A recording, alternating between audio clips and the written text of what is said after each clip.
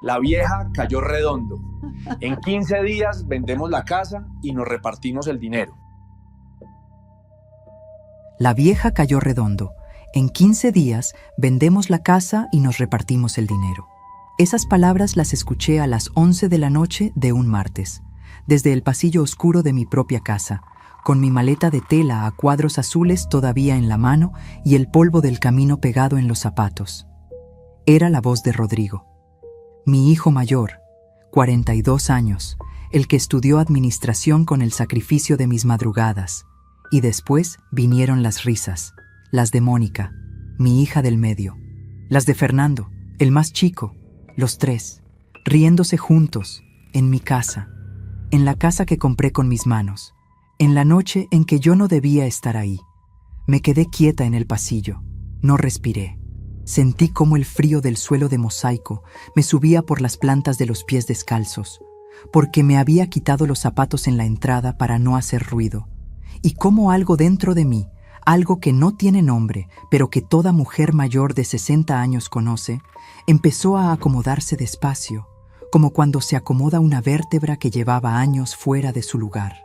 Si alguna vez sentiste que las personas a quienes más amaste en esta vida te miraron como si fueras un trámite pendiente, como si tu única función fuera hacerles el camino más fácil y después desaparecer, quédate, porque lo que yo hice esa noche, en silencio, sin que nadie me viera, sin gritar ni llorar, sin despertar a nadie, cambió todo lo que vino después. Y todavía me tiemblan las manos cuando lo recuerdo. Me llamo Patricia Morales. Tengo 61 años. Durante 32 de ellos, serví más de 400 platos de comida al día en mi pequeña fonda de la colonia Guerrero, en la Ciudad de México. Con estas manos, con las cicatrices del comal y la marca del cuchillo grabadas entre los nudillos, compré esta casa. Hice los turnos de medianoche, los domingos sin descanso, las fiestas que no fui porque no podía cerrar. Nunca imaginé que tendría que defenderla de mis propios hijos. Pero eso vino después. Déjame contarte desde el principio. Llegué a esta casa por primera vez hace 28 años. Tenía 33, 3 hijos pequeños y un marido que se fue sin avisar un día de noviembre. No hubo pelea, no hubo carta. Simplemente llegué de la fonda y su ropa ya no estaba en el closet. Solo quedó el olor de su colonia barata en la almohada, que lavé esa misma noche para no llorar 2 veces. Me quedé sola con Rodrigo, que tenía 14 años, Mónica, que tenía 11, y Fernando, que apenas cumplía 8. Vivíamos en un departamento rentado en el 5º piso de un edificio sin elevador, con las ventanas que nunca cerraban bien y el baño que se inundaba cada que llovía fuerte. Yo ya tenía la fonda desde hacía 8 años. La había empezado con un anafre y una mesa plegable en la banqueta y poco a poco, con trabajo y con la fidelidad del barrio, había conseguido un local pequeño pero mío. Fue mi clienta más antigua, doña Refugio Andrade, quien me avisó de la casa. Dijo que su vecino quería vender rápido, que necesitaba el dinero antes de fin de año, y que si yo tenía algo ahorrado, era el momento. Tenía 120,000 pesos guardados en una cajita de zapatos debajo de mi cama. No en el banco, porque nunca le he tenido confianza a los bancos. Lo había juntado durante 4 años, moneda por moneda, billete por billete, negándome cosas que ni vale la pena nombrar. Le di los 120,000 pesos de enganche al señor esa misma semana. Firmé papeles. Hice trámites. Tardé 4 años más en terminar de pagar. 4 años en que hubo meses que mis hijos comían bien porque los clientes de la fonda eran generosos, y hubo meses en que yo cenaba lo que sobraba del menú del día. Esta casa la compré con mi nombre. Solo mi nombre. Patricia Morales Bethda, de Guerrero. En las escrituras, en el predial, en todos los papeles. Y eso, sin que yo lo supiera todavía esa noche de martes, iba a ser lo único que me salvaría. Antes de seguir, necesito pedirte algo. Si llegaste hasta aquí, si estas palabras ya te llegaron a algún lugar que reconoces, suscríbete al canal y deja tu me gusta en este video. Y dime una cosa, ¿desde qué país me estás escuchando? Escribe el nombre de tu ciudad en los comentarios. Me emociona cada vez que veo hasta dónde llegan estas palabras. Mis hijos crecieron en esta casa. Rodrigo aprendió a manejar en el coche viejo que tuve por 10 años. Mónica se peinaba frente al espejo del baño durante horas cuando era quinceañera. Fernando lloró en ese sillón café cuando no quedó en la universidad la primera vez. Yo estuve en todos esos momentos. Y estuve también en los difíciles, en las noches de fiebre, en los problemas de dinero, en las peleas de pareja que cada uno tuvo y trajo a resolver a esta mesa de la cocina. Fui la que prestó, la que ayudó, la que nunca cobró lo que se llevaron. Rodrigo me pidió dinero para poner su taller mecánico hace 12 años. Le di 80,000 pesos. Nunca me los regresó. Mónica necesitó que le firmara como aval cuando sacó un crédito para su departamento. Lo firmé sin dudar.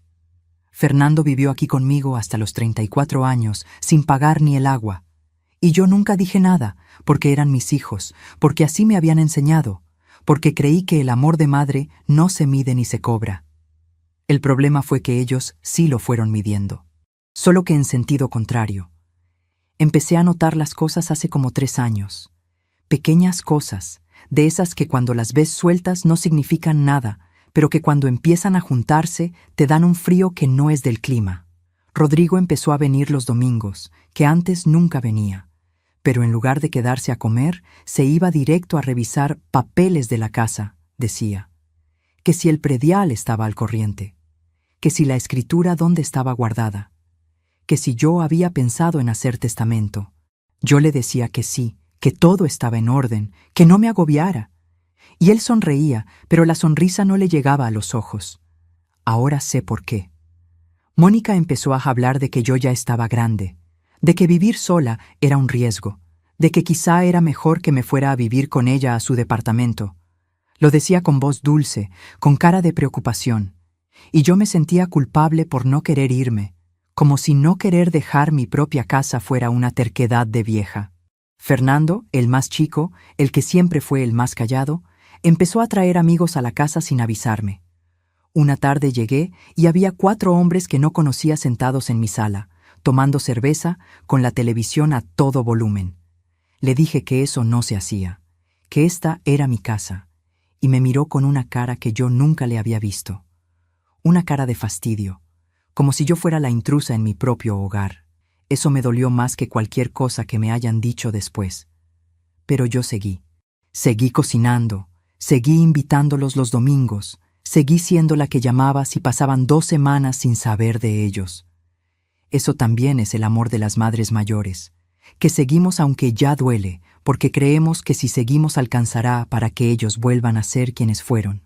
El viaje a Guadalajara lo había planeado Rodrigo.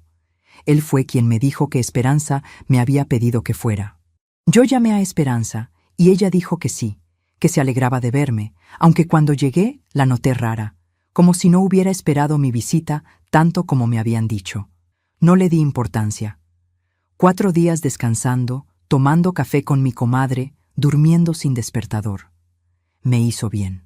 Pero el martes, cuando me monté al camión con un día de anticipación, algo en mi cuerpo me dijo que tenía que irme ya. No sé explicarlo. Solo sé que lo sentí aquí adentro, en el pecho, como un jalón. Y llegué a las 11 de la noche. Me quité los zapatos en la entrada para no despertar a nadie. Caminé por el pasillo oscuro con mi maleta todavía en la mano. Y escuché. Y me quedé quieta como nunca en mi vida me había quedado. Cuando terminaron de reírse, escuché que Mónica decía en voz baja, ¿y si se pone difícil? Y Rodrigo respondió, con una calma que me heló la sangre. No puede hacer nada, ya está vieja, no entiende de papeles. Entré a la sala. Los 3 me miraron como si me hubieran visto caer del techo. El rostro de Rodrigo se puso blanco. Mónica se tapó la boca con la mano. Fernando se quedó con el vaso suspendido en el aire, a medio camino entre la mesa y sus labios. Yo no grité, no lloré. Los miré uno por uno, despacio, y dije con una voz que no reconocí como mía, yo nunca firmé nada. El silencio que siguió duró quizá 10 segundos. Para mí, duró toda una vida. Esa noche, después de que mis hijos se fueron, me quedé sola en esta cocina con la luz del foco que parpadea como siempre ha parpadeado. Y fui al cuarto. Y abrí la gaveta del buró, la que está a mano derecha, la que siempre he cerrado con llave. Saqué algo que llevo 28 años guardando sin mostrárselo a nadie. Y eso lo cambió todo. Pero antes de que te cuente qué era, necesito que entiendas cuánto costó llegar a ese momento. Cuánto duele cuando la traición viene de adentro. Y cuánto pesa, después de toda una vida dando, el día en que finalmente decides no dar más. Para entender lo que pasó esa noche de martes, tienes que entender primero lo que pasó durante los 32 años anteriores, porque los hijos no nacen ingratamente. A la ingratitud también se le enseña, y a veces los maestros somos nosotros mismos sin saberlo. Lo hacemos sin maldad, sin cálculo, muchas veces sin otra herramienta que el amor y el agotamiento. Y aún así, enseñamos. Cuando mi marido se fue, Rodrigo tenía 14 años y una rabia que no sabía dónde poner. La ponía en el silencio, en los portazos, en las miradas largas que me echaba cuando yo llegaba tarde de la fonda, oliendo a aceite y a frijoles refritos.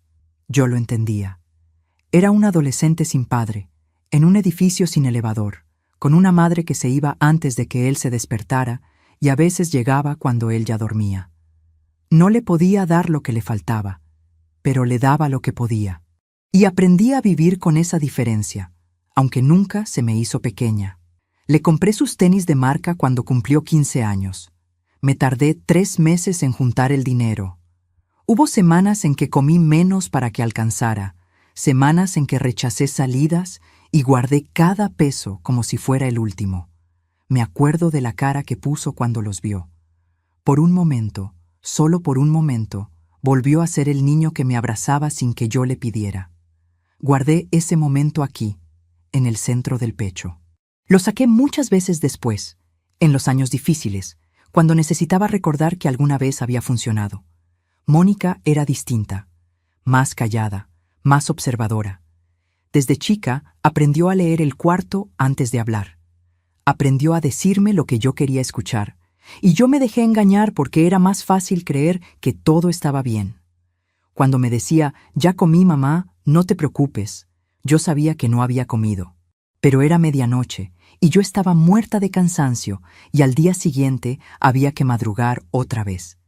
Y así se fueron acumulando las cosas que nunca dije, los abrazos que llegaron tarde, las conversaciones que aplazamos para un después que nunca llegó exactamente como habíamos imaginado. Ese después siempre fue una promesa que ambas aprendimos a no cobrar. Fernando fue el que más me costó. El más chico siempre carga con algo diferente. El peso de los que vinieron antes, la costumbre de la madre que ya aprendió a ceder. Cuando Rodrigo necesitaba algo y yo decía que no, peleaba. Cuando Mónica necesitaba algo y yo decía que no, lloraba. Cuando Fernando necesitaba algo y yo decía que no, me miraba con unos ojos que me hacían sentir que yo era la culpable de algo que todavía no había pasado. Y yo terminaba diciendo que sí. Siempre terminaba diciendo que sí. Con Fernando aprendí que a veces el amor más cansado es también el más blando. ¿Será que así lo hice? ¿Será que los enseñé a que el no de su madre no duraba más de 10 minutos? Esa pregunta me ha quitado el sueño más de una vez. Y no sé la respuesta. A veces creo que sí, que fui cediendo tan seguido que el límite se volvió invisible. Otras veces me digo que no había otra forma, que con lo poco que tenía, negarles algo era negarme a mí misma. Lo que sé es que lo hice con amor, con el amor torpe y cansado de una mujer sola que hacía lo que podía con lo que tenía. La fonda fue mi salvación y también mi condena. Me dio de comer durante 32 años. Me dio clientes que se volvieron amigos, que me conocían por nombre, que sabían que los lunes hacía caldo tlalpeño y los viernes pozole rojo, y que llegaban puntuales porque sabían que yo no guardaba. Se acaba y se acaba, les decía. Era mi orgullo. Ese local de 40 metros cuadrados con 4 mesas de plástico y una cocina tan pequeña que cuando 2 personas estábamos adentro nos teníamos que mover de lado, era el lugar más mío del mundo. Lo que más trabajo me costó construir era también lo que mejor me definía. Pero la fonda también fue lo que me quitó los cumpleaños de mis hijos, las obras de la escuela, los sábados en el parque. Cuando Rodrigo graduó de la secundaria, yo llegué tarde porque se me fue el tiempo con un pedido grande de un velorio.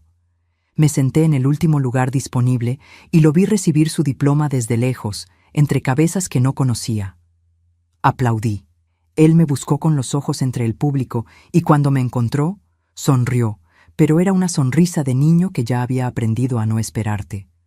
Una sonrisa que dolía más que el enojo, porque ya no pedía nada. Nunca lo hablamos. Ninguno de los dos. Esa también fue una de mis formas de enseñarles a callar lo que duele. El silencio puede ser herencia igual que los ojos o el carácter. Hubo un momento, hace como 15 años, que todavía recuerdo como si fuera ayer. Era un miércoles de octubre, ya oscureciendo, y yo estaba en la cocina de la fonda cerrando los últimos cajones cuando escuché el teléfono fijo. Era Mónica, que entonces tenía como 24 años. Me dijo, con esa voz suave que usa cuando quiere algo, que había conocido a un muchacho que le gustaba mucho, que iban a salir el sábado, y que si yo podía prestarle 3,000 pesos para comprarse algo de ropa. Me detuve. Fue un segundo. Solo un segundo.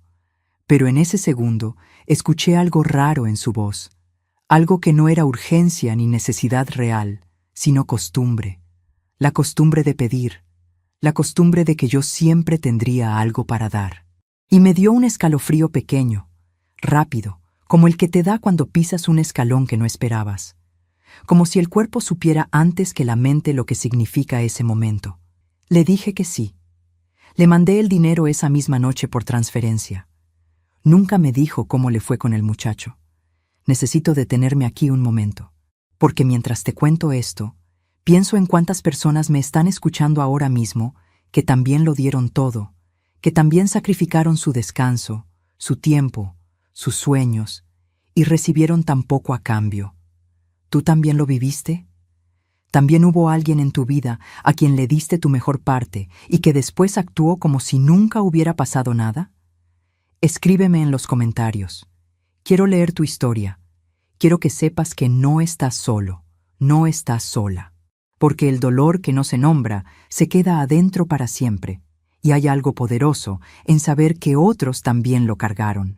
Los años en que mis hijos ya eran adultos fueron los más raros, porque de pronto la dinámica cambió de maneras que yo no supe leer a tiempo. Rodrigo se casó con Liliana, una mujer de Puebla, seria, correcta, que nunca me tuteó pero tampoco me llamó mamá. Mónica se fue a vivir sola al departamento donde yo firmé de aval. Fernando se quedó conmigo más tiempo del que cualquier madre esperaría, y cuando se fue, la casa se quedó tan silenciosa que durante semanas tuve que dejar el radio encendido para dormir.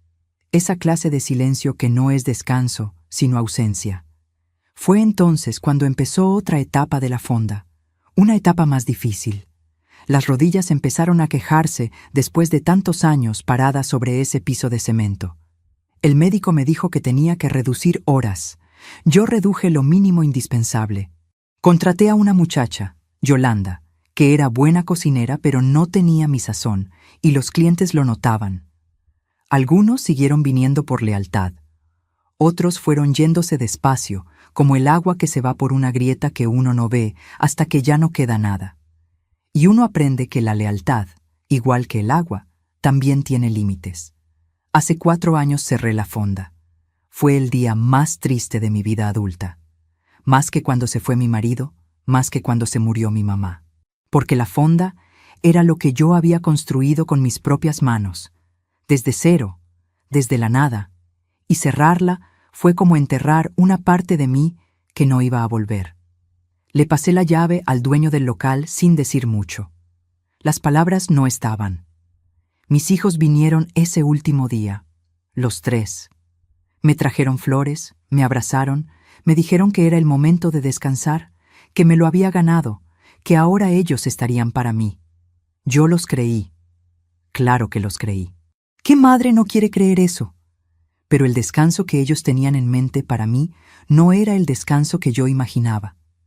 A los 3 meses de cerrar la fonda, Rodrigo vino un domingo con una cara muy seria y me dijo que tenía que hablar conmigo. Se sentó en la silla de la cocina, la misma en que se sentaba de niño a hacer tarea, y me dijo que había estado pensando en mi futuro, en lo que pasaría si yo me enfermaba, en los gastos que eso implicaba. Me dijo que la casa era grande para una sola persona, que el mantenimiento era caro, que él había hablado con Mónica y con Fernando y que los tres habían llegado a la misma conclusión, que yo debería considerar vender. Lo dijo con calma, con esa calma que se aprende cuando uno ha ensayado lo que va a decir.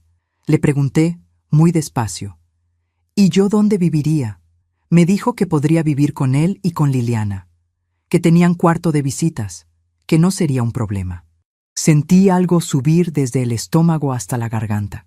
No era coraje todavía, era algo más viejo, más quieto. Era la certeza de que esto ya lo había visto venir, solo que no había querido mirar. Le dije que no, que esta era mi casa, que la había pagado con mis manos y que me iba a morir en ella si Dios quería. Rodrigo asintió, se levantó, me dijo, «Está bien, mamá, como quieras», y se fue. Pero en la puerta, antes de cerrarla, se giró y me dijo algo que en ese momento no entendí del todo. Me dijo, «Nada más piénsalo. Las cosas pueden ponerse difíciles si no se planean a tiempo». Ahora sé exactamente lo que quiso decir.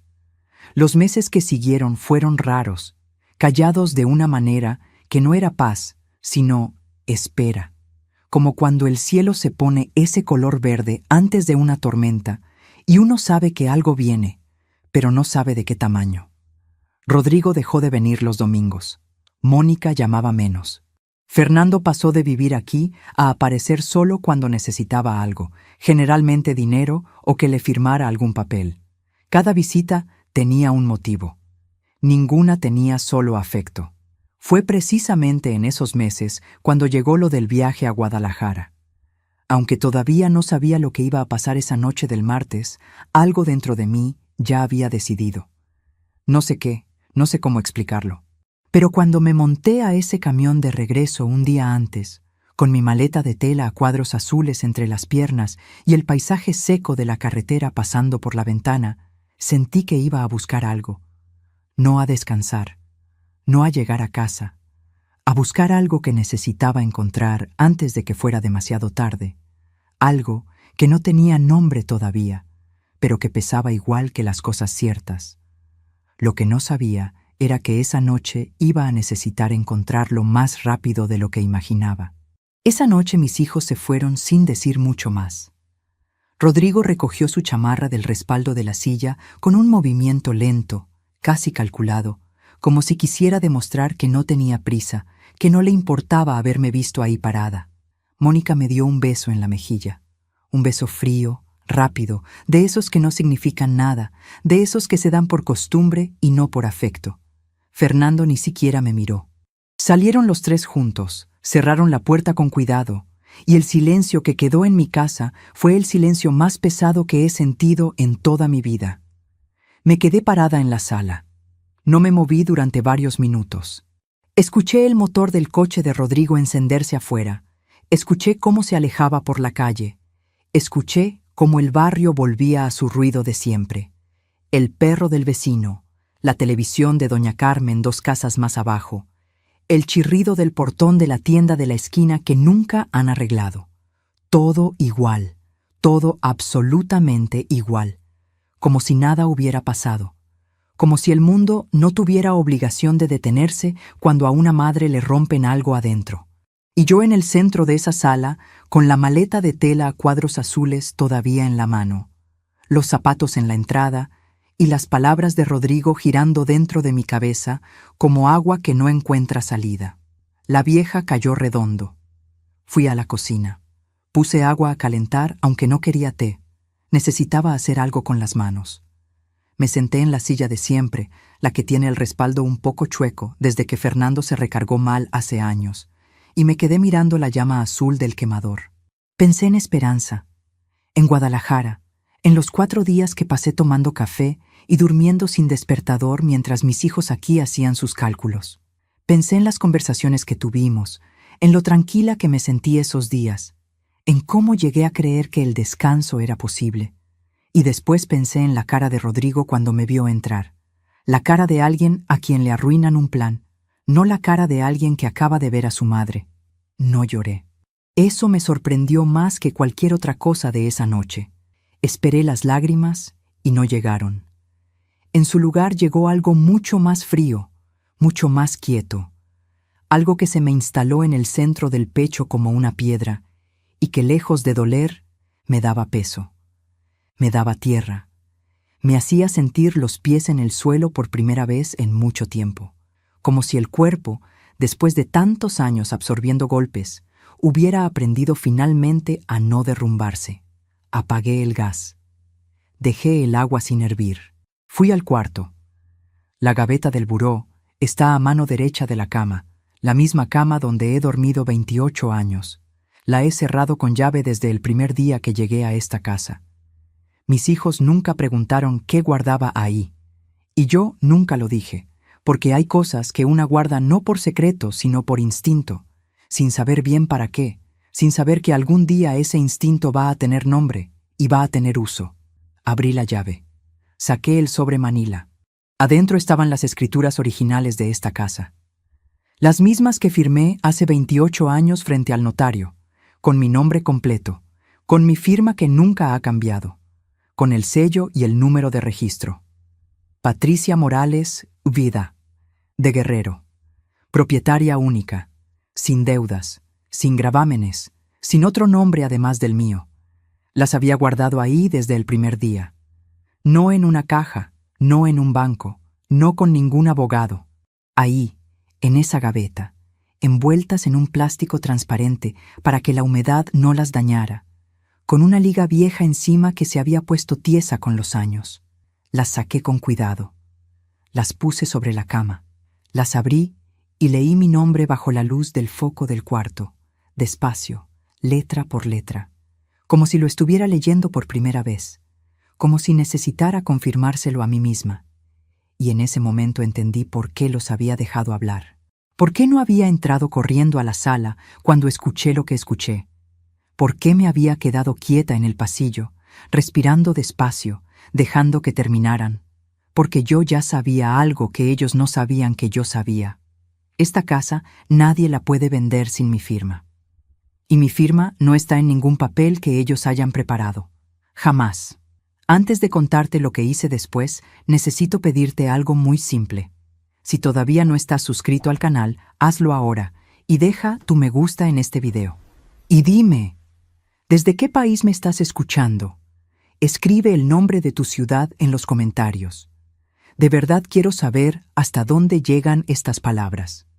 Me senté en la orilla de la cama con las escrituras en las manos y empecé a pensar, no con el pensamiento largo y enredado que uno tiene cuando está asustado, con el pensamiento corto y claro que viene cuando ya no hay miedo, solo certeza.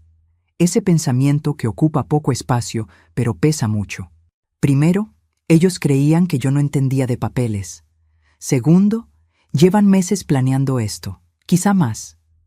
Tercero, el viaje a Guadalajara no fue coincidencia. Me mandaron a Guadalajara.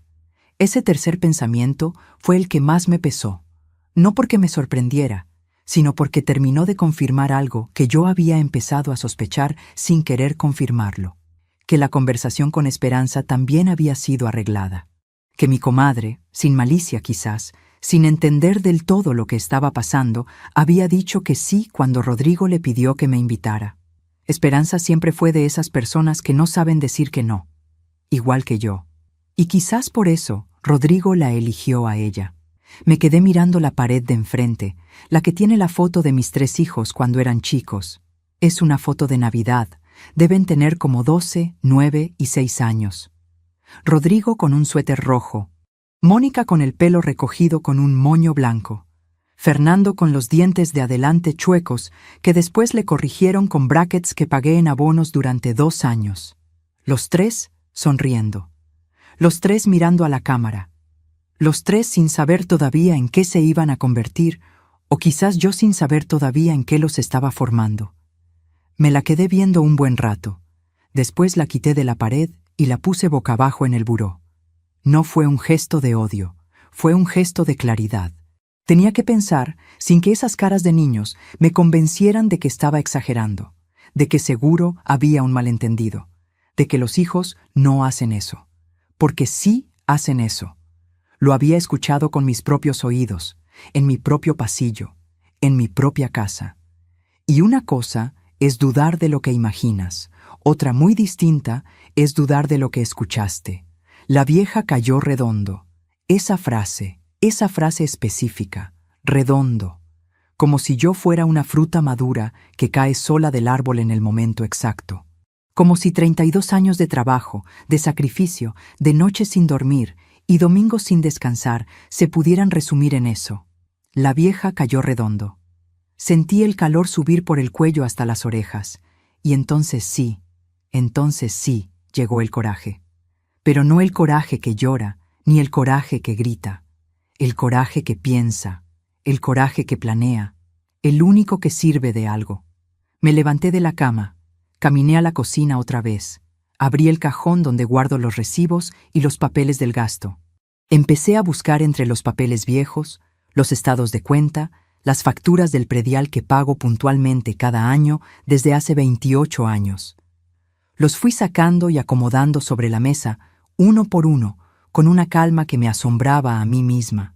Cada recibo de predial, cada comprobante de pago de servicios, cada papel que decía, de una manera u otra, que esta casa era mía y que yo la había cuidado, que yo nunca me había ido, que yo nunca había abandonado nada. Eran las 12:43 de la madrugada cuando encontré lo que buscaba al fondo del cajón. Era una tarjeta de presentación, pequeña, de cartulina blanca con letras negras. El licenciado Aurelio Fuentes, notario público. Lo conocí hace como 6 años, cuando vino a comer a la fonda con un grupo de colegas. Era un hombre callado, amable, de esos que comen sin hablar mucho, pero cuando hablan dicen algo que vale la pena escuchar. Me había dejado su tarjeta y yo la había guardado sin saber bien para qué. En ese entonces guardaba muchas cosas sin saber para qué. Ahora empezaba a entender que el instinto tiene su propia inteligencia. La sostuve entre los dedos un momento. La cartulina estaba un poco amarillenta en las orillas, pero el nombre y el número de teléfono seguían perfectamente legibles. Y entonces tomé la primera decisión de todo lo que vendría después. Al día siguiente, a primera hora, iba a llamar al licenciado Fuentes. No iba a decirle a mis hijos, no iba a confrontarlos, no iba a gritar ni a llorar ni a amenazar. Iba a moverme en silencio, igual que me había movido esa noche por el pasillo de mi propia casa, sin prender la luz, sin que nadie me escuchara, porque el silencio que ellos creyeron que era debilidad iba a ser mi mejor herramienta. Si ellos creían que la vieja no entendía de papeles, la vieja iba a aprender. Pero aquí está la pregunta que no me dejó dormir esa noche, y que quizás tú también te has hecho alguna vez. ¿Hasta dónde puede llegar una madre cuando la empujan al límite? Yo creí que lo sabía. Esa noche descubrí que no tenía idea. Guardé las escrituras de vuelta en el sobre manila. Guardé la tarjeta del licenciado Fuentes en el bolsillo de mi bata. Apagué la luz de la cocina. Fui al baño, me lavé la cara con agua fría, me miré en el espejo más tiempo del que me había mirado en años. Vi a una mujer de 61 años con el pelo canoso que no tiñe porque le parece mentira teñirlo. Vi las líneas alrededor de los ojos que llegaron de tanto aguantar el humo del comal. Vi la mandíbula apretada, los hombros tensos, las marcas oscuras debajo de los ojos del cansancio del camión. Vi todo eso. Vi a una mujer que había dado toda su vida sin llevar cuenta, sin pedir recibo, sin esperar que nadie se lo reconociera. Y vi algo más, algo que no había visto en mucho tiempo. Vi a una mujer que no iba a ceder. Dormí 3 horas esa noche. No porque no pudiera dormir más, sino porque a las 5 de la mañana ya estaba despierta y no tenía caso seguir acostada. Me hice un café negro, sin azúcar, el mismo que tomo desde hace 40 años. Me senté en la cocina con la tarjeta del licenciado Fuentes sobre la mesa y esperé a que fueran las 9 para llamar. El reloj de la pared marcaba cada segundo con ese tic que nunca me había parecido tan lento. Mientras esperaba, fui pensando en cada uno de los momentos de los últimos 3 años que ahora veía con otros ojos. La primera vez que Rodrigo preguntó por la escritura, con esa voz casual que usaba cuando quería que algo pareciera sin importancia. La cara de Mónica cuando dijo que vivir sola era un riesgo, como si la preocupación fuera suya y no mía. Los amigos de Fernando en mi sala, mirando las paredes y el patio con esa atención que yo entonces interpreté como admiración y ahora entendía diferente. Eran piezas de un rompecabezas que yo había tenido frente a mí todo el tiempo y había preferido no armar. El teléfono de doña Soledad, mi vecina de 40 años, sonó a las 7:30. Ella madruga igual que yo, de toda la vida. Me asomé por la ventana y la vi barrer su banqueta de siempre, con su bata de flores, con su escoba de palma. La saludé. Ella me saludó. Me preguntó si estaba bien porque me veía seria. Le dije que sí, que solo estaba cansada del viaje. Era cierto, pero no era lo único. A las 9 en punto llamé al licenciado Fuentes. Contestó él mismo, lo cual me sorprendió. Le expliqué quién era. Le recordé que había comido en mi fonda hace unos años. Tardó un momento y luego dijo que sí, que se acordaba perfectamente, que hacía el mejor pozole de la colonia. Me reí. Fue la primera vez que me reí desde que bajé del camión la noche anterior. Una risa pequeña, breve, pero mía. Le pregunté si podía verlo ese mismo día. Me dijo que tenía la agenda ocupada por la mañana, pero que a las 4 de la tarde tenía un hueco. Le dije que ahí estaría. Colgué el teléfono y lo dejé sobre la mesa. Aún no sabía exactamente qué iba a hacer. Tenía las escrituras, tenía los recibos, tenía el nombre de un notario, pero lo que iba a hacer con todo eso todavía no tenía forma completa. Era solo la dirección. Era solo el primer paso de algo que todavía no veía entero, pero que se sentía firme debajo de los pies, como el piso de mi propia cocina. Lo que sí sabía era que mis hijos iban a llamar. Rodrigo llamaría primero, probablemente esa misma mañana, con voz tranquila, queriendo saber cómo estaba, queriendo tantear el terreno. Mónica llamaría después, con su voz suave y sus preguntas envueltas en preocupación que nunca era del todo preocupación. Fernando no llamaría. Fernando nunca llama primero. Y yo iba a contestar. Iba a hablar con ellos con normalidad, como si nada hubiera pasado, como si la noche anterior hubiera sido solo un malentendido sin importancia. Iba a ser la misma Patricia de siempre por fuera. Por dentro iba a estar haciendo algo que ellos nunca esperarían. A las 10:15 de la mañana sonó el teléfono. Era Rodrigo. ¿Cómo amaneciste, mamá? Bien, hijo, cansada del camión, pero bien. Oye, lo de anoche, no quiero que lo tomes a mal. Estábamos hablando de cosas del futuro, nada más. De planes para que estés bien. Hice una pausa, corta, calculada. Sí, mijo, entendí. Y colgué con un cuídate y un beso de aire como el de siempre. Lo que él dijo en ese momento, lo que no dijo, y lo que guardó en silencio, creyendo que yo también guardaría silencio, fue lo último que esperaba que yo supiera aprovechar.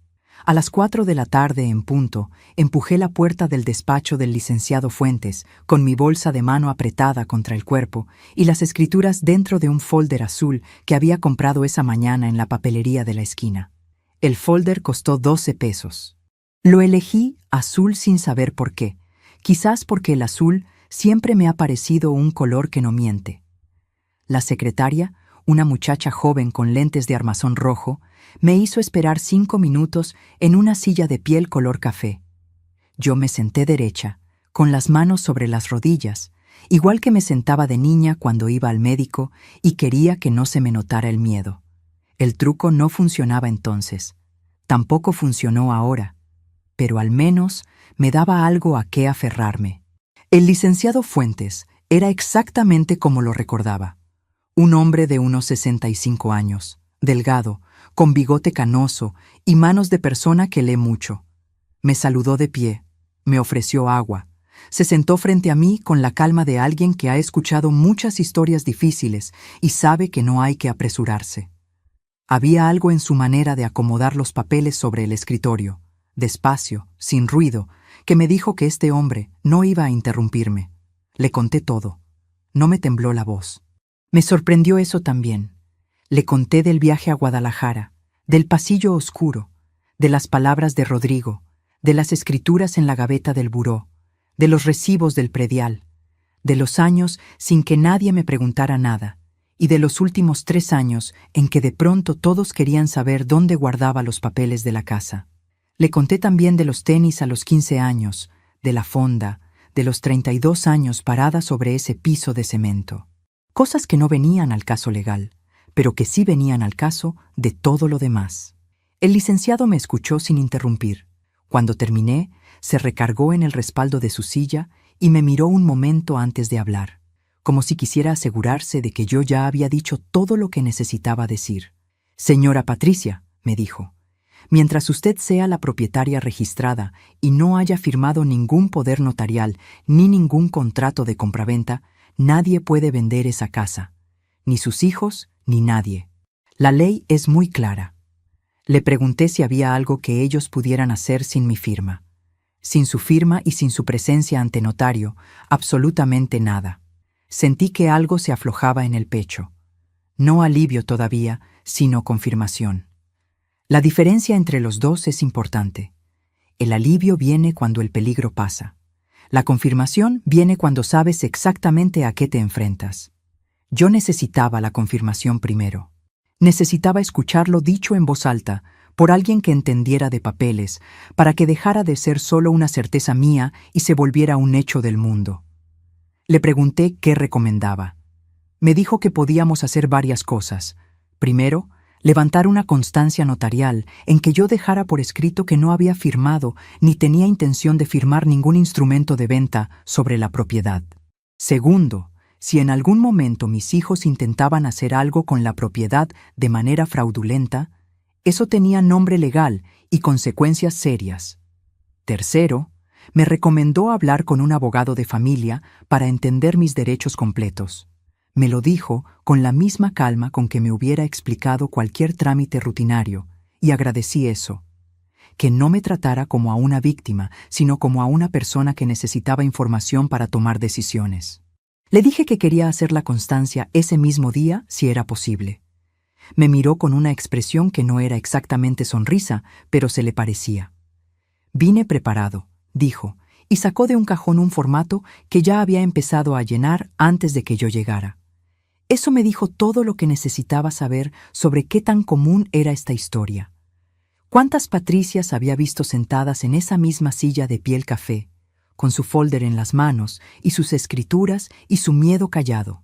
Salí del despacho del licenciado Fuentes a las 5:42 de la tarde con una copia de la constancia notarial en mi folder azul y con los números de 2 abogados de familia escritos en un papel pequeño que guardé junto a las escrituras. El aire de la calle olía a taco de canasta y a smog de ciudad, ese olor de siempre que yo asocio con caminar rápido y tener a dónde llegar. Lo respiré profundo. Era el mismo aire de siempre, pero yo lo sentí diferente. Caminé a casa con paso firme. Los días siguientes los pasé haciendo cosas que nunca había hecho antes y que resultaron ser más sencillas de lo que imaginaba. Llamé a uno de los abogados que me recomendó el licenciado Fuentes, el licenciado Marcos Ibarra, un hombre joven de voz tranquila que me explicó todo con paciencia y sin hacerme sentir tonta en ningún momento. Tenía la costumbre de preguntar, ¿me expliqué bien?, al final de cada punto importante, como si la duda fuera suya y no mía, y eso me pareció una de las cosas más amables que alguien puede hacer cuando le explica algo a otra persona. Me dijo que además de la constancia notarial, era conveniente que yo actualizara mi testamento, que según me dijo yo nunca había hecho. Tenía razón, nunca lo había hecho. Una de esas cosas que uno aplaza porque hacerlo se siente como darle permiso a la muerte de entrar, como si nombrar lo que dejas fuera a apresurarlo. Le dije que sí, que lo haríamos. También hablé con doña Soledad, mi vecina de 40 años. No le conté todo, solo lo suficiente. Le dije que mis hijos andaban queriendo meterme en la cabeza que vendiera la casa y que yo no quería. Ella me miró con esos ojos de mujer que ha visto mucho y dijo sin rodeos, «Pues diles que no. Esta casa es tuya, Patricia. No dejes que te convenzan de nada. Y después me sirvió un café y me contó que a su cuñada le había pasado algo parecido hace 10 años y que la cuñada sí había firmado y sí había terminado en un cuarto rentado llorando sus arrepentimientos. Me contó eso sin dramatismo, con la misma voz con que una cuenta el precio del tomate en el mercado. Y por alguna razón, eso fue lo que más me llegó. No iba a ser yo esa cuñada. Mientras yo movía mis piezas en silencio, mis hijos también se movían, solo que ellos no sabían que yo sabía. Rodrigo llamó 3 veces en 4 días, siempre con la misma voz de domingo, tranquila, preguntando cómo estaba, si necesitaba algo, si había pensado más en lo que habíamos hablado. Yo le decía que bien, que no necesitaba nada, que sí había pensado. Nada más, ni un sí ni un no. Solo dejaba las preguntas flotando en el aire como globos sin atar. Aprendí eso de él, de Rodrigo, de todos esos años viéndolo negociar con el mundo, que el silencio bien colocado obliga al otro a moverse primero. Mónica vino a verme el jueves sin avisar. Tocó con sus 3 golpes de siempre, ese toc toc toc rápido que tiene desde chica, y entró con una bolsa de pan dulce que puso sobre la mesa de la cocina. Se sentó. Me preparó un café sin preguntarme, como si todavía viviera aquí, y empezó a hablar, que ella estaba preocupada por mí. Que vivir sola a mi edad no era seguro, que el otro día había leído sobre una señora mayor que se había caído en su casa y nadie se había dado cuenta hasta 2 días después, que ella y sus hermanos solo querían lo mejor para mí, que si yo vendía la casa, podría tener dinero suficiente para vivir muy bien, muy cómoda, sin preocupaciones. Hablaba con esa voz que siempre fue su arma sin que ella lo supiera, suave, pausada, envuelta en una preocupación que era real a medias. Porque yo creo que Mónica sí me quería, solo que me quería de una manera que le resultaba conveniente. La escuché, todo, sin interrumpirla, con la taza de café caliente entre las manos, mirándola a los ojos. Me fijé en cómo movía las manos cuando hablaba, en cómo cruzaba y descruzaba los dedos cuando llegaba a los momentos que le costaban más. Vi a mi hija detrás del discurso y también vi el discurso. Cuando terminó, le dije, «Gracias por el pan, Misha». Ella esperó algo más. No le di nada más. Se fue media hora después con la misma bolsa del pan casi intacta, porque yo solo tomé una pieza. En la puerta me dio su beso frío de siempre y me dijo que me llamaría. Le dije que sí, y cuando cerré la puerta me apoyé del otro lado, en la madera, y conté hasta 10 respirando despacio. 1, 2, 3, así hasta 10, igual que hacía cuando mis hijos eran chicos, y yo necesitaba no gritarles. Fernando fue el más raro de los 3. Apareció el viernes en la noche, sin avisar, con cara de quien no ha dormido bien. Tenía ojeras y los hombros caídos, esa postura que siempre tuvo cuando algo lo pesaba. Se sentó en el sillón café, el mismo de siempre, y se quedó callado un momento antes de hablar. Le pregunté si quería cenar. Me dijo que no. Le pregunté si estaba bien. Me dijo que sí, pero con la voz de alguien que no está bien. Y entonces dijo algo que no esperaba. «Oye, mamá, ¿estás enojada con nosotros?» Me lo quedé viendo. Tenía 36 años y en ese momento, con esa cara de niño desconcertado, parecía tener 8. El mismo niño que lloraba en ese sillón cuando no quedó en la universidad. El mismo que se quedaba callado mientras sus hermanos discutían y después venía a buscarme en la cocina cuando ya todos se habían ido. Y sentí algo que no quería sentir. Ternura.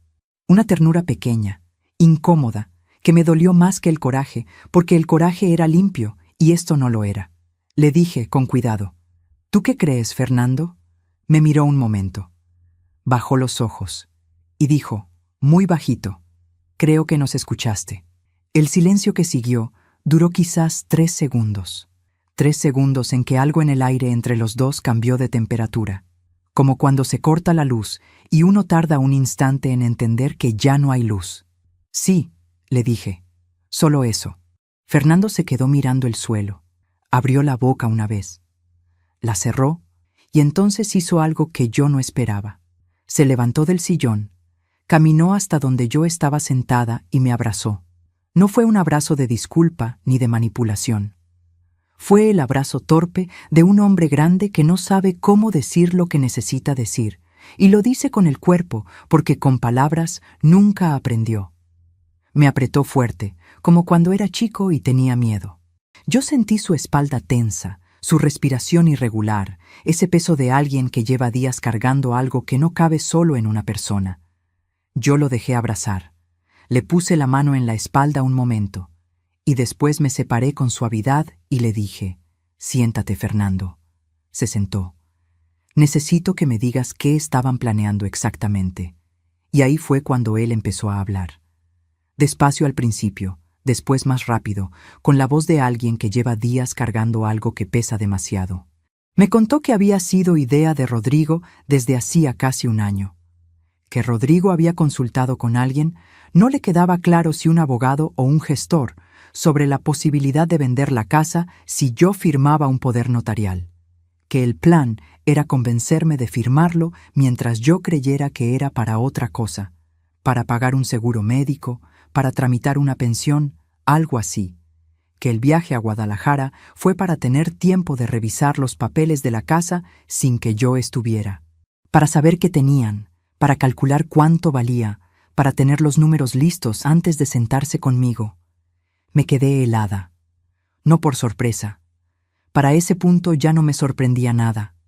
Me quedé helada porque escucharlo de la boca de mi hijo más chico, en mi sala, con el sillón café de testigo, lo hacía completamente real de una manera que escucharlo sola en el pasillo no lo había sido del todo. Una cosa es sospechar. Otra es oírlo confirmado con voz que conoces desde que era un bebé. Le pregunté si Mónica sabía todo. Dijo que sí. Le pregunté si él había estado de acuerdo desde el principio. Tardó en responder. Dijo que al principio no había dicho nada porque Rodrigo era el que siempre tenía los planes, y él siempre había sido el que no decía nada. Dijo que después se fue metiendo en la idea porque le parecía que no era tan grave, que yo iba a estar bien de todas formas. Dijo que la noche que llegué y los encontré, algo en él se rompió pero no supo cómo decírmelo. Que desde esa noche no había dormido bien, que desde esa noche se lo estaba comiendo por dentro. Lo escuché todo, sin interrumpirlo, sin ayudarlo a encontrar las palabras cuando las perdía. Él solo. Que lo dijera solo, que lo cargara solo mientras lo decía, porque eso también formaba parte de entender lo que había hecho. Antes de contarte lo que pasó después de esa conversación con Fernando, necesito preguntarte algo. Si tú estuvieras en mi lugar, justo en ese momento, con tu hijo más chico sentado frente a ti, confesándote todo, después de años de darlo todo por él, después de lo que habían planeado, ¿lo perdonarías ahí mismo o esperarías a ver si sus palabras tenían peso de verdad? Escríbeme en los comentarios.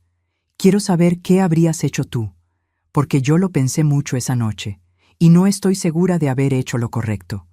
Solo sé que hice lo que pude. Le dije a Fernando que lo escuchaba, que lo que me estaba diciendo era importante y que lo tomaba en serio, pero que necesitaba que entendiera algo muy claro, que lo que habían planeado no era solo un error de juicio ni una mala idea entre hermanos, que lo que habían planeado era quitarme lo único que yo había construido con mis propias manos en toda mi vida. Y que eso, aunque viniera de sus hijos, aunque viniera de la persona que yo había cargado en brazos y llevado al médico y pagado la escuela y llorado de alegría el día que graduó, eso no se perdonaba en una noche. Eso se escuchaba, se nombraba y se dejaba reposar como el maíz en el agua. No se apresura. Fernando asintió. No dijo nada. Creo que era la primera vez en su vida que yo le decía algo así sin retirar las palabras a mitad del camino. Se fue como a las 10 de la noche. Le di de cenar antes de que se fuera, porque soy su madre y eso no cambia con nada. Le calenté un plato de frijoles con queso y unas tortillas que habían sobrado del mediodía. Lo vi comer en silencio, y cuando se levantó a lavar su plato, que tampoco era algo que hiciera seguido, le puse la mano en el brazo un momento y le dije, «Habla con tu hermano». Me miró. «Dile que yo ya sé todo, y que la semana que entra quiero verlos a los tres aquí, en esta mesa». La cara de Fernando cambió.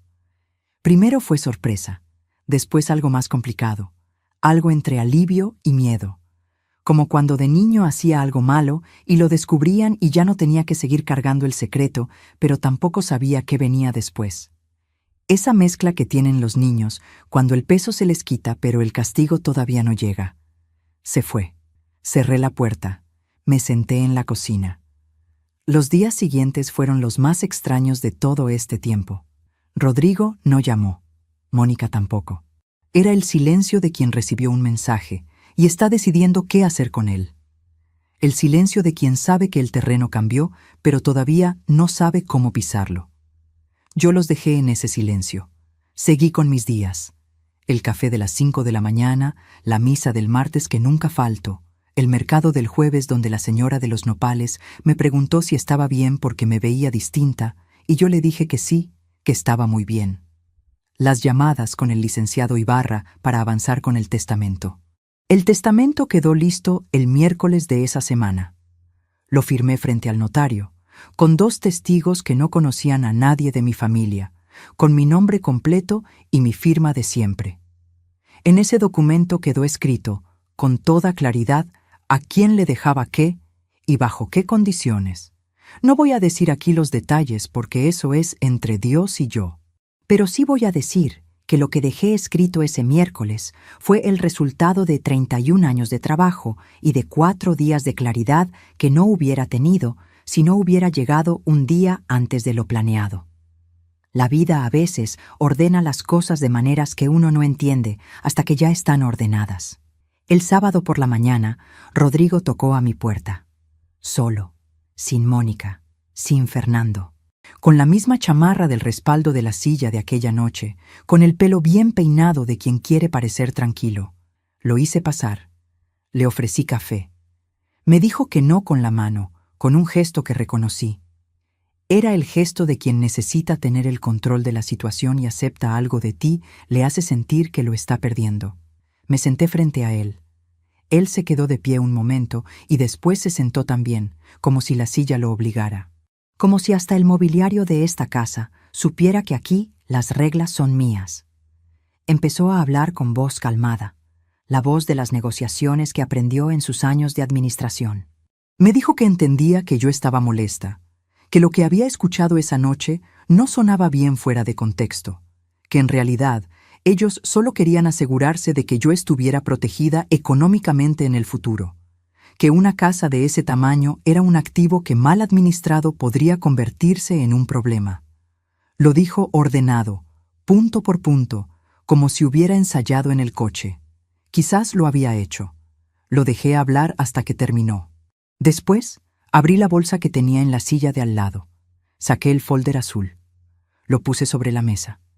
Lo abrí despacio y puse frente a él la constancia notarial, los recibos del predial de 28 años, y encima de todo, una carta del licenciado Ibarra que explicaba, en términos legales, claros y sin adornos, cuáles eran mis derechos como propietaria única de esta casa y cuáles serían las consecuencias legales de cualquier intento de disponer de ella sin mi consentimiento expreso. Rodrigo miró los papeles. Los miró un buen rato. Vi cómo recorría las líneas con los ojos, despacio, cómo se detenía en ciertos párrafos y los volvía a leer. Vi cómo algo en su cara fue cambiando sin que él quisiera que cambiara.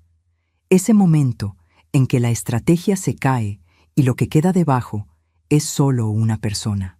Levantó los ojos hacia mí, y yo le dije, con la misma voz quieta que usé esa noche en la sala cuando entré con mi maleta de tela a cuadros azules: esta casa no se vende, Rodrigo, y yo sé exactamente qué es lo que tengo y lo que vale. Lo que no sé todavía es si voy a recuperar a mis hijos de esto. Eso depende de ustedes. Lo que él dijo en ese momento, lo que salió de su boca después de varios segundos mirando esos papeles sobre la mesa de mi cocina, fue lo último que yo esperaba escuchar de él en toda mi vida. Rodrigo no dijo nada de inmediato. Eso fue lo primero que me sorprendió.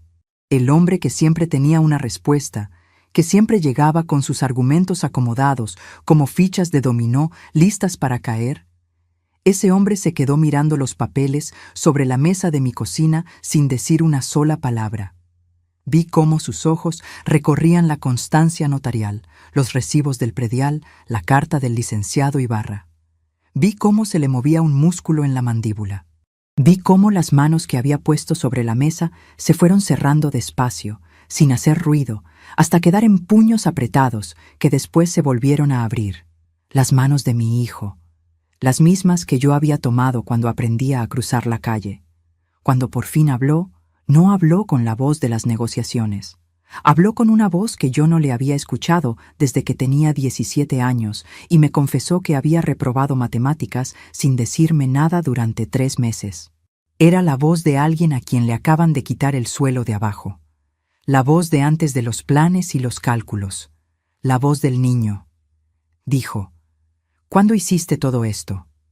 Le dije, cuando necesité hacerlo.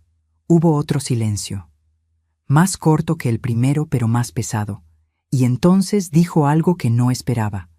No se disculpó, no me explicó, no intentó convencerme de nada, solo dijo, muy bajito, mirando la mesa, yo pensé que no ibas a saber. Esas palabras, esas 5 palabras. Pensé que no ibas a saber. No pensé que estaba equivocado. No pensé que te haría daño. Pensé que no ibas a saber. El problema para él no había sido lo que planearon. El problema era que yo me había enterado. En esas 5 palabras estaba todo. La subestimación de toda una vida. La imagen que se había formado de mí como una mujer que trabaja y calla y no pregunta y no entiende de papeles. Una imagen que yo misma, sin quererlo, le había ayudado a construir. Me levanté. Recogí los papeles del folder azul. Los guardé dentro con cuidado. Cerré el folder, lo puse bajo mi brazo y le dije, ya sé, hijo, eso fue exactamente el error. Le hice señas hacia la puerta con un gesto de cabeza. No grité, no insulté. Solo le mostré la puerta de la misma casa donde él había crecido, con la misma calma con que ella me había visto cambiar pañales, calentar leche, coser uniformes escolares a medianoche. La misma puerta por la que había salido corriendo de niño a jugar y por la que había entrado de adulto creyendo que podía decidir sobre lo que no era suyo. Se fue.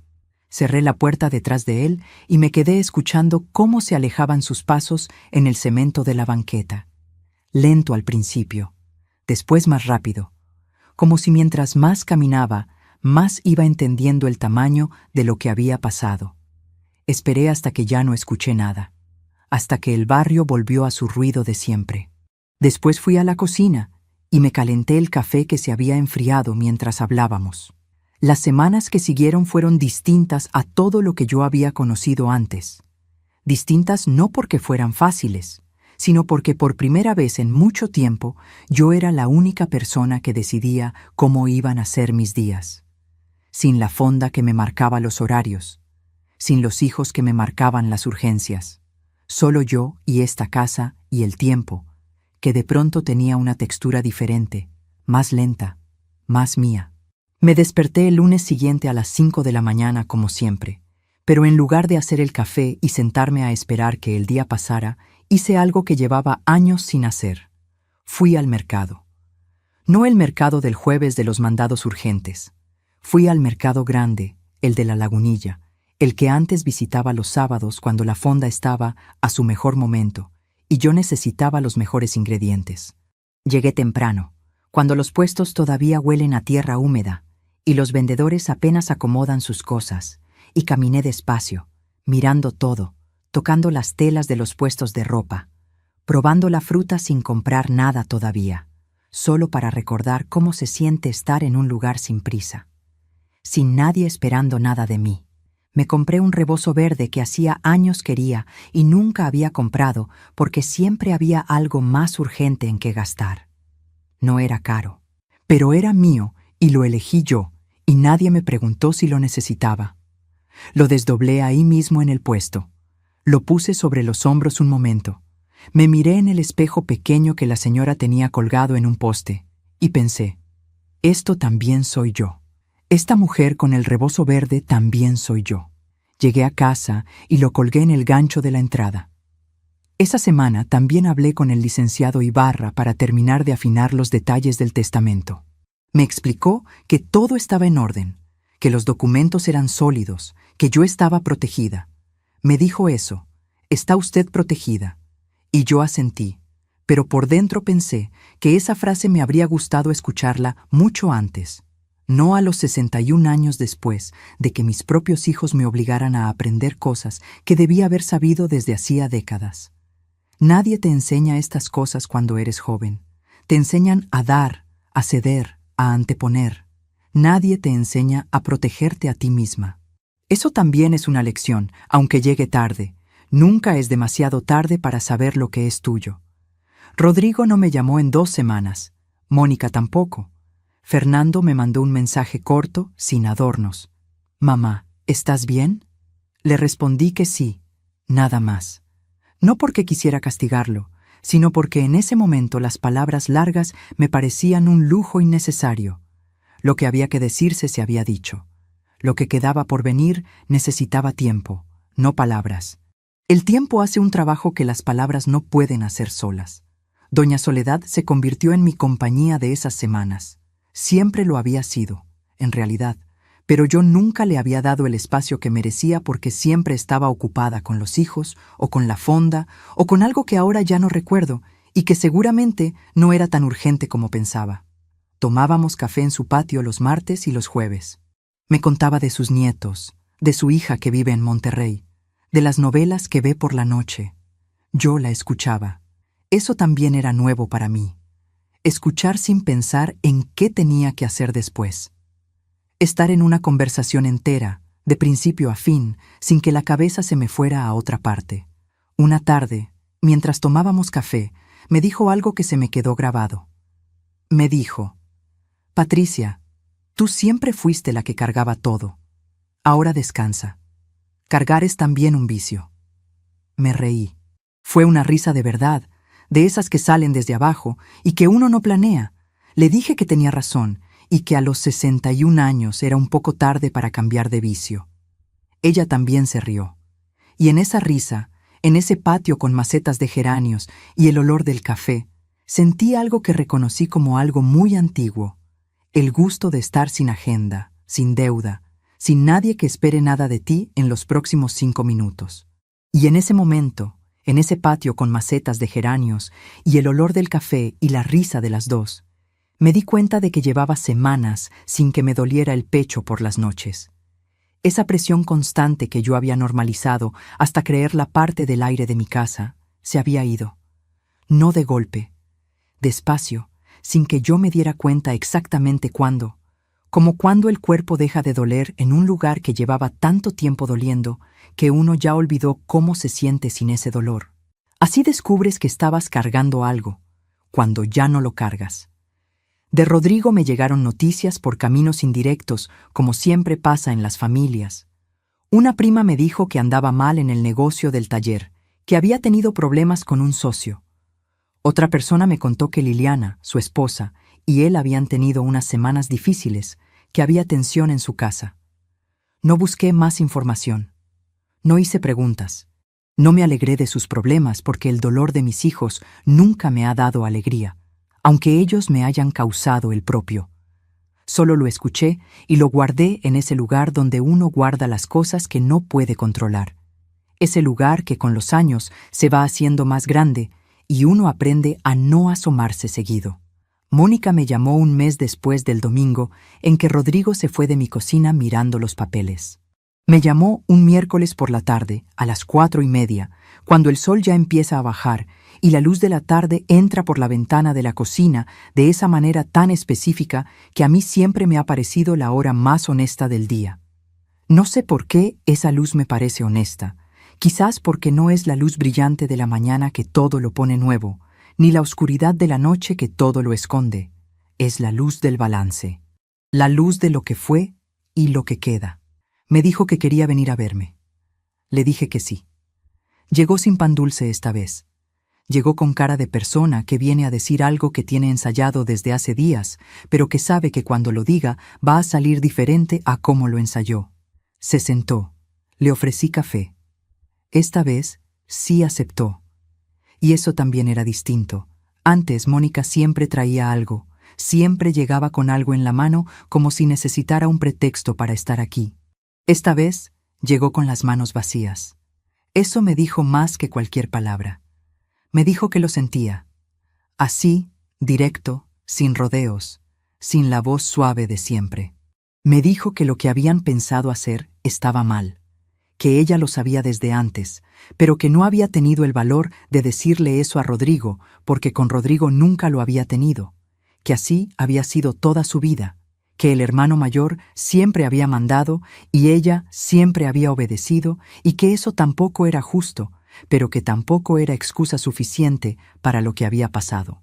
Lo dijo de una sola vez, sin pausas, como quien descarga algo que llevaba tiempo apretado en el pecho y necesita que salga entero antes de que el miedo lo detenga. La escuché hasta el final. Después le pregunté una sola cosa. ¿Lo habrías hecho, Mónica? Si yo no hubiera llegado esa noche, ¿lo habrías firmado? Ella no respondió de inmediato. Bajó los ojos hacia la taza. La giró entre las manos.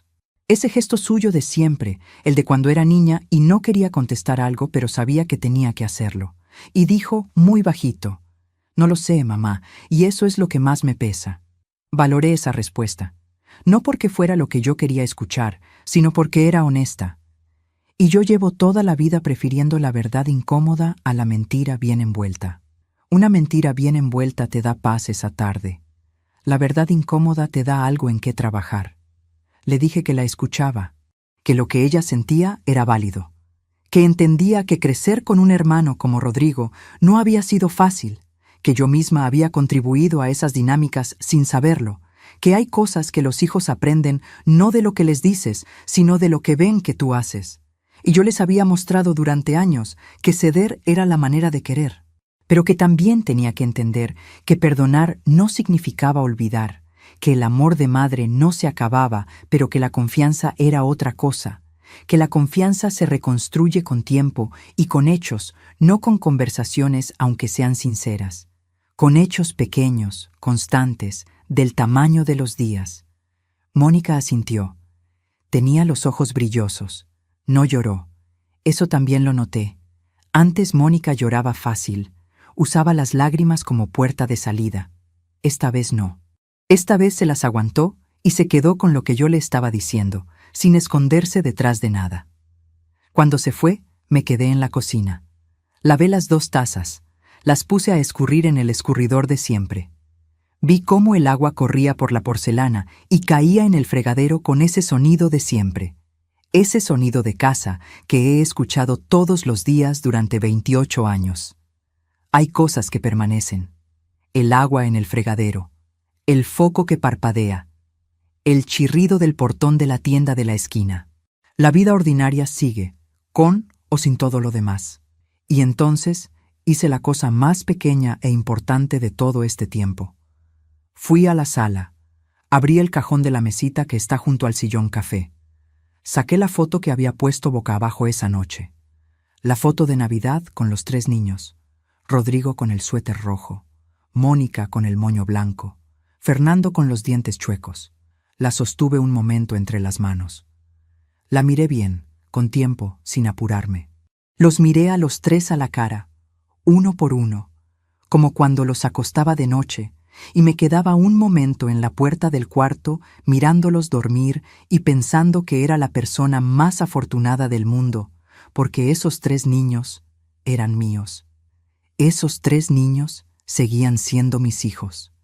Eso no lo cambiaba nada, ni siquiera lo que había pasado, pero esta vez la colgué en un lugar distinto, no en la pared del pasillo donde había estado siempre, donde cualquiera la veía al entrar. La colgué en mi cuarto, junto a la ventana, donde solo yo la veo cuando quiero, donde el amor está, pero en su lugar justo, donde calienta sin quemar. En el pasillo, donde antes estaba el clavo vacío, colgué el rebozo verde que me compré en la Lagunilla. Nadie que entre a mi casa va a saber lo que significa ese cambio, pero yo sí lo sé. Y eso es suficiente. Han pasado 11 meses desde esa noche del pasillo oscuro. A veces me cuesta creer que fue hace tan poco tiempo, porque todo lo que soy ahora me parece que existió siempre, y todo lo que era antes me parece que fue otra persona. No otra Patricia, otra vida. Como cuando cambias los muebles de lugar en una casa y de pronto el espacio tiene más aire, aunque sea el mismo espacio de siempre. Esta mañana me desperté antes de que sonara el reloj, las 4:52 de la madrugada. Por el filo de la ventana se colaba esa luz azul de antes del amanecer que siempre me ha parecido la más honesta de todas las luces porque no pretende ser de día ni de noche, sino solo lo que es, el momento exacto entre lo que se fue y lo que viene. Me quedé acostada un momento mirando el techo, sin apuro, que eso también es nuevo en mí. Antes me levantaba como resorte, lista para el siguiente pendiente. Ahora me doy ese momento de techo. Me lo gané. Me hice el café. Negro, sin azúcar, el de siempre. Abrí la ventana de la cocina aunque estaba fresco porque me gusta escuchar al barrio despertar. El camión de la basura que pasa a las 5 en punto. El perro de la vecina que siempre ladra 3 veces y después se calla.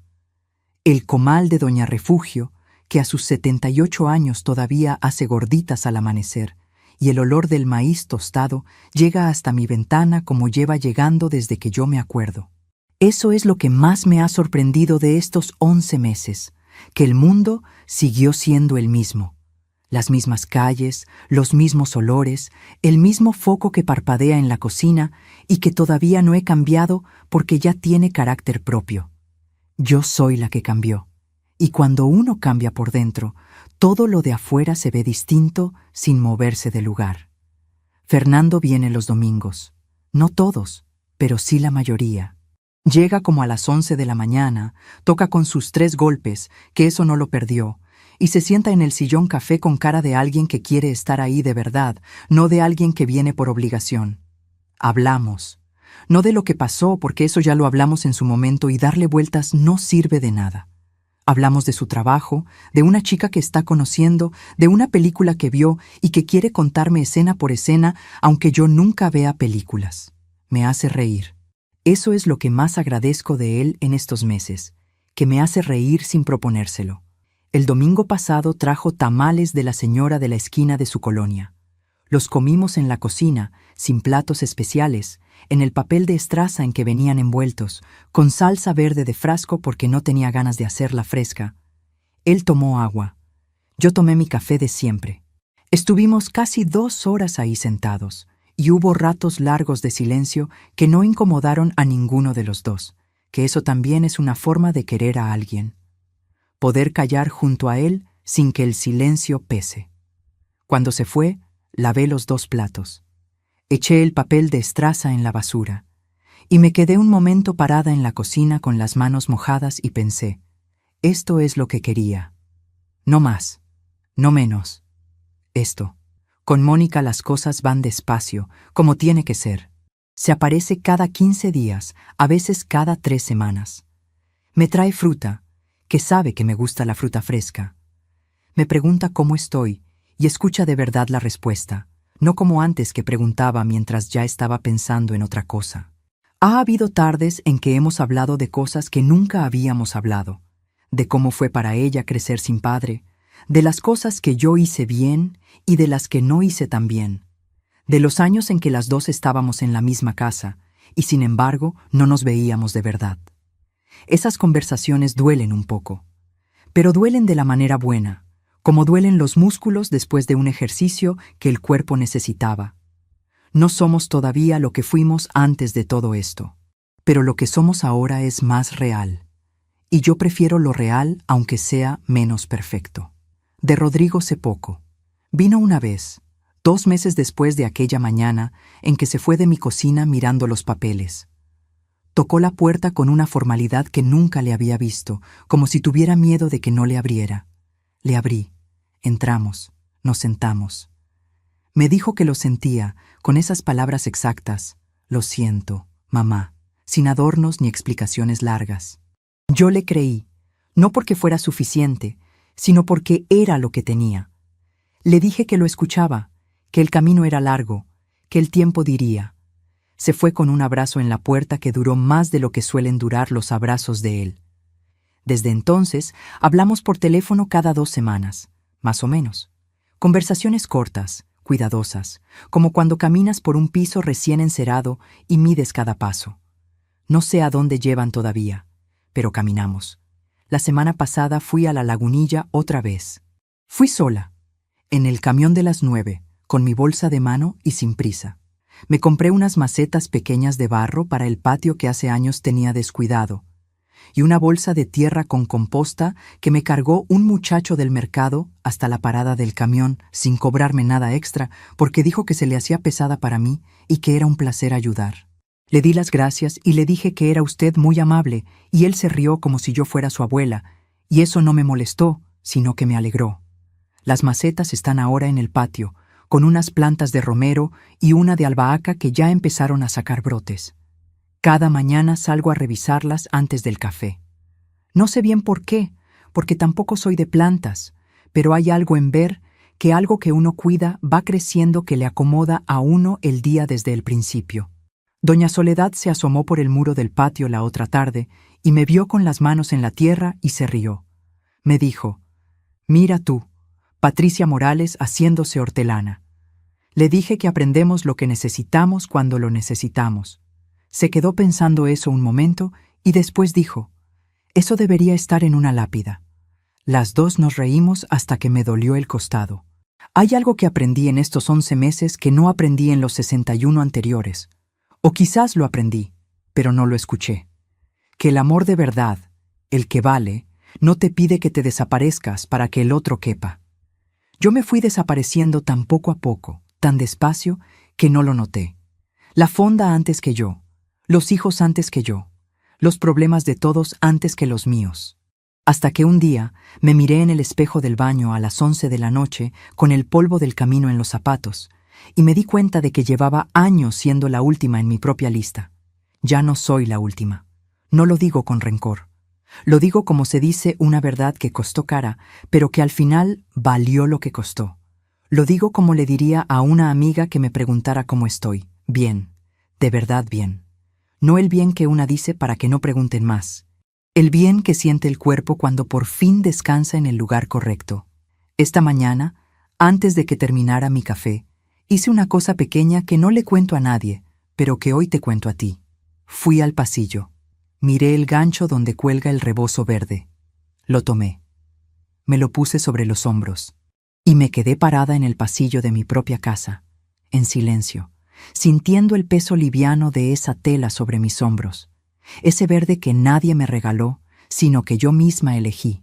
Y pensé que si la Patricia de hace un año pudiera verme, no me reconocería. No porque esté distinta por fuera, porque estoy entera por dentro. Y eso, a los 61 años, en la casa que compré con mis manos en la colonia Guerrero, con el foco que parpadea y las macetas en el patio y el café negro de las 5 de la mañana, se siente como el principio de algo que todavía no tiene nombre, pero que ya tiene lugar. Si esta historia te llegó a algún lugar que reconoces, si en algún momento sentiste que estabas escuchando algo de tu propia vida, te pido que dejes tu me gusta en este video. No te lo pido por un número.